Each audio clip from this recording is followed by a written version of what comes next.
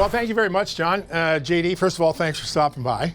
Pleasure, David. Yeah, right? Always. Who'd have thought we'd be in here talking hockey? You know what? It brings back great memories, doesn't it? This really was does. a lot of fun playing in this building. And Right. as I was saying a few minutes ago, the fans were right on top of you when you played here. Right. And they let you know what their thoughts were quite often. It was great. I loved it. There you go. Well, speaking of thoughts, take us through the last couple of days. You had expected events, unexpected events. Just walk us through the last couple of days. Well, it's been like probably 4 days of really getting into it. Prior to that, there's a lot of preparation that goes into it. It was my first time going through a trade deadline with the Rangers, and I was impressed the way that Jeff Gordon and Chris Drury and a lot of the scouts, they're all in, and the unison of everybody and how they work together to gather information and go through things.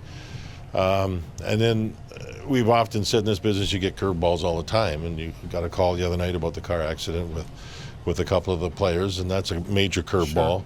But you deal with these things. That's what we do, and try to problem solve. So one hand's doing this, the other hand's doing this. You're dealing with curveballs, and I was quite frankly impressed with the work that was done by with preparation. You know, you'd talk about a deal and what do you think we could get back from that organization. You have to ask the amateur scouts, the pro scouts, because they're different worlds, and the information back to us was very good.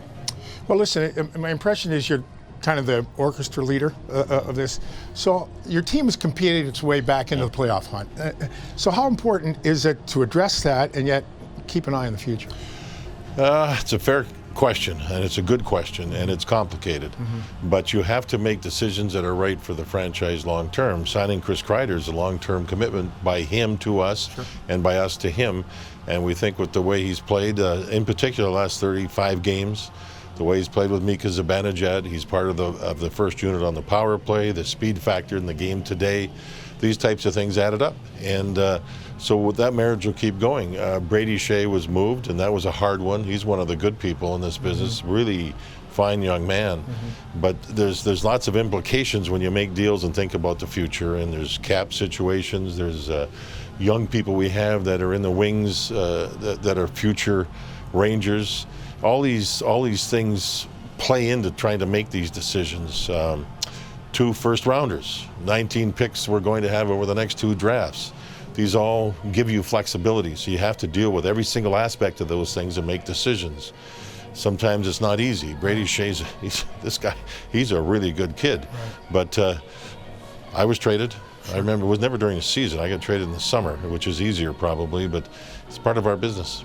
And when you talk about assets, John, so, and again, the last couple of years, this franchise has done a really good job in assets. And can you have too many assets moving forward? Never. And the simple reason is that when you build up assets or take the best player available, your pool in that position develops and becomes real strong, but you might not be as strong in another area, so you try to make deals where another team, they love what you have, you've got a lot of it, but we've got something you need, so you try to play poker and you try to make deals. Sometimes it's deals that make both teams real happy. I remember in Columbus we dealt Ryan Johansson, a big centerman. He's in Nashville, and we had Seth Jones back. So that was a hockey trade, and it was a good hockey trade for both franchises. So these are, you can never go wrong building up assets. It gives you flexibility when you move forward. You have to do that.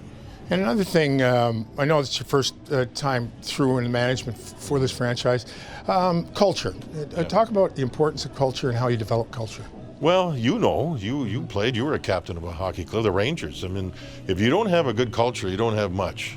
And sometimes when you're trying to develop it, when you draft people, you try to draft people of character. That's a start.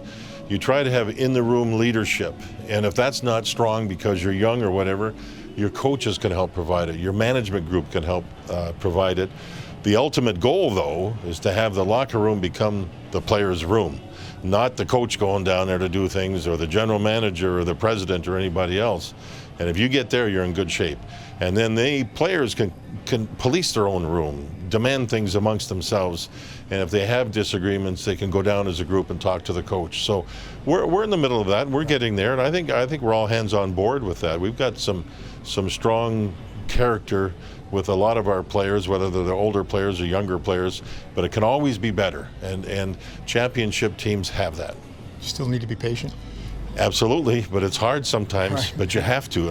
And the reason I can say that, frankly, I've been through this a couple of times with different franchises, and when it starts spinning and everybody gets impatient, we're still early in the process here, and I'm going to be patient by the end of the day, tell you that. Well, listen, we were both through a good run where we had a bunch of young guys in the late 70s, and here's to hoping that repeats itself. Wouldn't that be nice? That'd be Thanks, great. David. Appreciate Thanks, it. John. Keep up the Pleasure. good work. Yeah, thanks.